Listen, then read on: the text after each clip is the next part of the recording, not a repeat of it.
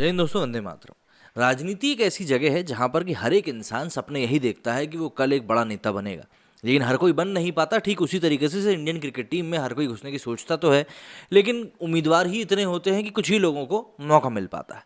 लेकिन राजनीति और क्रिकेट में अंतर ये होता है कि राजनीति में अगर आपके पास टैलेंट नहीं है तो भी आप दसियों बीसियों साल तक टिके रह सकते हो, लेकिन क्रिकेट में ऐसा नहीं होता।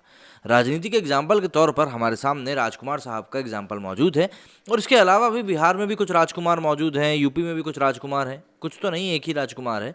तो ऐसे कई सारे एग्जाम्पल्स मौजूद हैं जहाँ पर कि हमको राजनीति में भी नेपोटिज्म का एग्जाम्पल देखने के लिए मिल जाता है।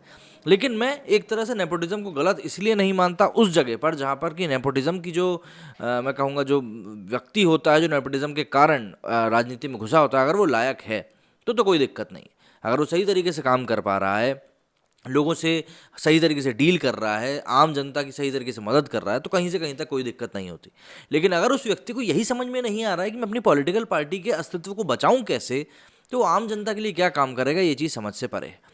अब पिछले कुछ समय में इसी प्रकार की दिक्कतें राहुल गांधी के लिए बढ़ती जा रही हैं, क्योंकि कांग्रेस जो है अपनी ज़मीनी हकीकत को खोती जा रही है। और ऐसे में टीएमसी के नेताओं की तरफ से जो बयान निकलकर सामने आए हैं, वो राहुल गांधी की तो नींद नहीं उड़ाएंगे, लेकिन उनकी माता जी की नींद जरूर उड़ा देंगे। लोकसभा चुनाव 2024 में भारतीय जनता पार्टी के खिलाफ विपक्षी दलों के एकजुट होने की खबरें आ रही हैं। इधर तृणमूल कांग्रेस नेता कांग्रेस के पूर्व अध्यक्ष राहुल गांधी को विपक्ष का चेहरा नहीं मान रहे। वे प्रधानमंत्री नरेंद्र मोदी के खिलाफ पश्चिम बंगाल की मुख्यमंत्री ममता बनर्जी को चेहरा बता रहे हैं। कोलकाता में हुई टीएमसी की आंतरिक बैठक में ये बात सामने आई है। अब जब विपक्षी दलों के एक साथ आने की अटकलें तेज हो रही हैं, तो ऐसे समय में टीएमसी नेता की तरफ से आए इस बयान को काफ़ी अहम माना जा रहा है। टीएमसी के वरिष्ठ सांसद सुदीप बंदोपाध्याय ने कहा कि हम कांग्रेस के बगैर गठबंधन की बात नहीं कर रहे हैं। मैं काफ़ी लंबे समय से राहुल गांधी को देख रहा हूं, उन्होंने अभी तक खुद को मोदी के विकल्प के तौर पर विकसित नहीं किया है। पूरा देश ममता को चाहता है, इसलिए हम ममता का चेहरा सामने रखेंगे और प्रचार अभियान चलाएंगे। उन्होंने आगे कहा कि राहुल गांधी नरेंद्र मोदी को नहीं हरा सकते। वहीं भारतीय कम्युनिस्ट पार्टी मार्क्सवादी का देश में कोई महत्व नहीं है।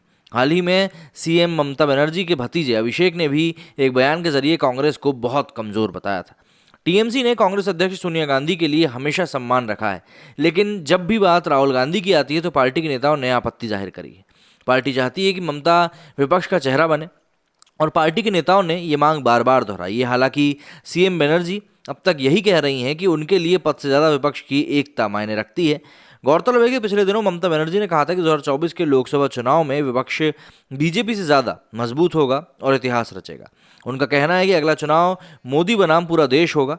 जाहिर सी बात है, पत्रकारों के सवाल पर ममता बनर्जी ने कहा था कि हम पार्टियों से बात करेंगे, एक प्लेटफॉर्म होना चाहिए जहां से हम साथ में चलें। संसद सत्र के बाद सभी पार्टियां आपस में बैठकर बात करेंगी। उन्होंने ये भी बताया कि उनकी राहुल और सोनिया गांधी से मुलाकात अच्छी रही। उन्हें लगता है कि भविष्य में इसका सकारात्मक परिणाम सामने आएगा, मगर अब टीएमसी की कांग्रेस के साथ बेरुखी साफ साफ तौर पर दिखाई दे रही है। उल्लेखनीय है कि पश्चिम बंगाल की मुख्यमंत्री ममता बनर्जी ने गुरुवार को जोर देकर कहा कि वो देश को पाकिस्तान या तालिबान नहीं बनने देंगी। ममता बनर्जी ने आरोप लगाया कि भगवा पार्टी ने दावा किया है कि भवानीपुर में यदि टीएमसी जीती तो ये एक पाकिस्तान बन जाएगा। टीएमसी सुप्रीमो भवानीपुर से उपचुनाव लड़ रही हैं। बनर्जी ने चुनाव प्रचार के दौरान कहा था कि मैं बीजेपी की नीति और राजनीति पसंद नहीं करती हूं। वे केवल धार्मिक आधार पर लोगों को बांटने की राजनीति करते हैं। नंदीग्राम में उन्होंने कहा था कि ये पाकिस्तान बन जाएगा, और अब वो कह रहे हैं कि भवानीपुर पाकिस्तान बन जाएगा। जाहिर सी बात है, यहाँ पर भवानीपुर के लेकर तो जो भी कुछ बातें हैं ठीक है, लेकिन सबसे बड़ी चिंता का विषय यहाँ पर राहुल बाबा के लिए सामने आ गया है। एक तरफ अभी जहाँ कुछ दिनों पहले उन्होंने महात्मा गांधी जी के बारे में जो बयान दिया था, उसके कई लोग अभी भी हंसी उड़ा रहे हैं, वहीं अब इस तरह का बयान सामने आना कि मोदी के विकल्प के तौर पर राहुल गांधी अभी तक खुद को सही तरीके से डेवलप नहीं कर पाए हैं, ये अपने आप में बताता है कि राहुल गांधी को लेकर विपक्षी पार्टियों में कितना ज़्यादा अविश्वास मौजूद है। और जिस प्रकार का अविश्वास अब हम लोग देख रहे हैं, वही अविश्वास कहीं ना कहीं राहुल गांधी के आगे आने वाले करियर की लुटिया भी डुबो सकता है। जहां एक तरफ कई वरिष्ठ नेता कई बार बोल चुके हैं कि जिस व्यक्ति को राजनीति नहीं आती उसको राजनीति करनी भी नहीं चाहिए, लेकिन शायद ये बात राहुल गांधी को समझ में अभी तक नहीं आई। आपका क्या सोचना है इस बारे में, मुझे कमेंट करके ज़रूर बताइएगा। मेरी इस वीडियो में फिलहाल इतना ही। जय हिंद, जय भारत।